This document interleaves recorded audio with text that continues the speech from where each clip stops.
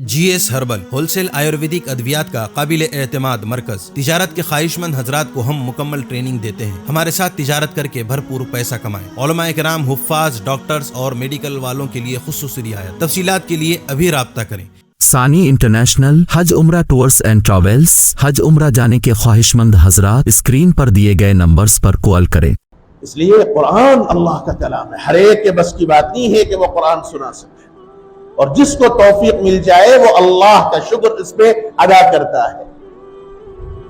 اس لیے میں یہ سمجھتا ہوں، میں یہ کہتا ہوں کہ جو قرآن سناتا ہے، ہر حافظ قرآن جو قرآن سناتا ہے، وہ یہی دعا کرتا ہے کہ مرے دم تک اے اللہ مجھے قرآن سنانے کی توفیق دے۔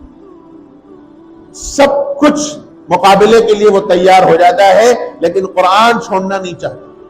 اللہ کبھی وہ ایسی نوبت نہ لائے کسی حافظ قرآن کے ساتھ کہ اس کو مسجد سے قرآن سنانے سے روک دیا جائے۔ اللہ کبھی ایسی نوبت نہ لائے۔ اور سب سے بڑی میں کہتا ہوں، صاف طور پر کہتا ہوں، جو لوگ کسی حافظ قرآن کو جو قرآن سناتے ہیں، قرآن سناتے ہوئے زندگی گزار رہے ہیں، اگر ان کو رکانے کی کوشش کی ہے تو پھر ایسے لوگوں کا بڑا خرابہ ہونے والا ہے۔ میں بہت ہمت کے ساتھ کہہ رہا ہوں یہ بات، اور وارث رسول ہونے کی حیثیت سے کہہ رہا ہوں یہ بات۔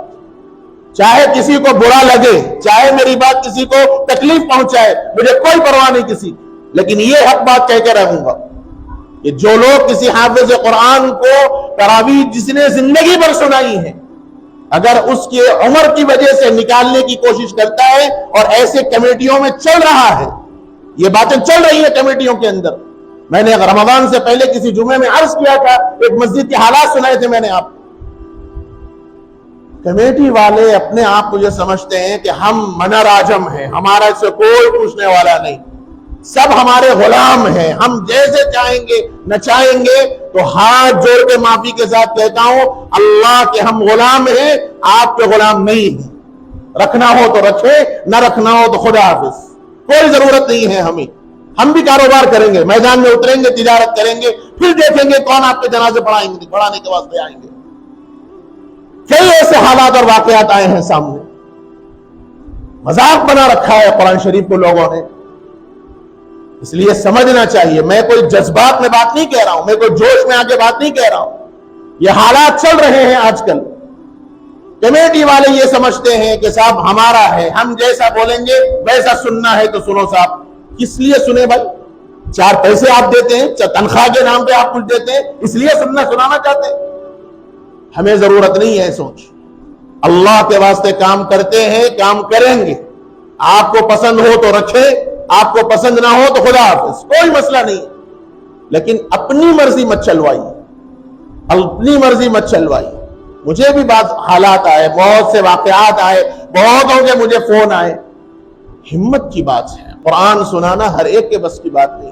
میں آپ کو میری بات کہہ رہا ہوں، اللہ کے فضل و کرم سے الحمدللہ سکندرآباد کے مرکز میں 27 سال سے عشرہ سنا رہا ہوں۔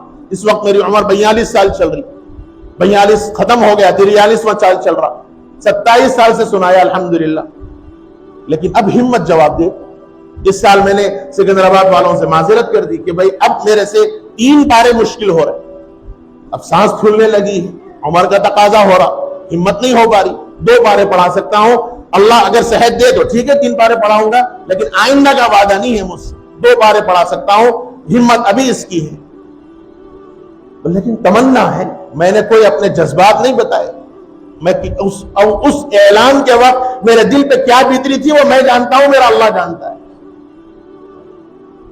اور میرے والد صاحب اللہ یرحمہ ایک بات مجھ سے کہتے تھے، حضرت صدر صاحب جو پرانے حضرات ہیں وہ میرے والد کو جانتے ہیں، ریلوے میں اسسٹنٹ کمشنر آف پولیس تھے، لیکن قرآن سے ان کی ایسی محبت تھی، مجھے ایک ہی بات کہتے تھے کہ بابا میرا جنازہ بھی گھر پہ رہے گا تو اس دن کا پارا ناغا نہیں ہوگا۔ اللہ کے فضل و کرم سے میرا روزانہ 1 پارا سنانے کا معمول ہے، وہ بتاتے تھے میرا جنازہ بھی رہے گا تو قرآن کا 1 پارا اس دن کا ناغا نہیں ہوگا۔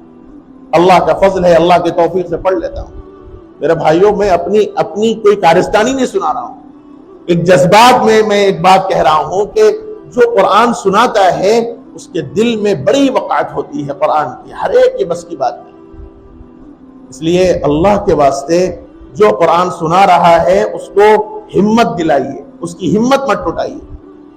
غلطیاں آنا کوئی معیوب نہیں ہے، غلطیاں آنا کوئی معیوب نہیں. کون مائی کلال پڑھ سکتا ہے؟ اللہ کا کلام ہے. بھول لگا ہوا ہے، نسیان لگا ہوا ہے، ہر ایک کے ساتھ لگا ہوا ہے. اس لیے غلطیاں بعض مسجدوں میں ایسی بھی سننے میں آئی، بہت غلطیاں جا رہے ہیں صاحب ان کو. اب پہلے اچھا پڑھتے تھے، بہت اچھا پڑھتے تھے، اب ذرا غلطیاں آ رہی ہیں، اس لیے اب ذرا کسی نوجوانوں کو موقع دینا چاہیے. ایک صاحب مجھ سے بولنے لگے کہ صاحب آپ لوگ عالمہ ہیں، آپ لوگ کیا لوگوں کو امپریس نہیں کرتے؟ لوگوں کو اچھے اچھے نوجوان بچے پڑھنے آ رہے ہیں، اچھا پڑھنے والوں کو لانا چاہیے مسجد میں. ارے بھائی اچھا پڑھنے سے مراد کیا ہے؟ کیا رولتے ہوئے پڑھنا، تغنی کے انداز میں پڑھنا اچھا ہے؟ آج کل اچھا پڑھنا ایسا ہمارے کانوں کو جو اچھا لگے وہ اچھا پڑھنا سمجھ میں آ رہا آج کل. اور ماشاءاللہ کئی ایسے ہیں پڑھنے والے جو ایسا پڑھتے ہیں کہ ان کے پڑھنے میں اور گانا گانے کی طرز میں کوئی فرق سمجھ میں نہیں آتا. یہ مطلب نہیں ہے قرآن شریف کا. قرآن کا تدبر ہونا چاہیے. آدمی جب قرآن پڑھے تو اس کے الفاظ کے ذریعے اس کی طبیعت میں ایک بحالی پیدا ہو جائے. یہ اصل مقصد ہے قرآن شریف کا.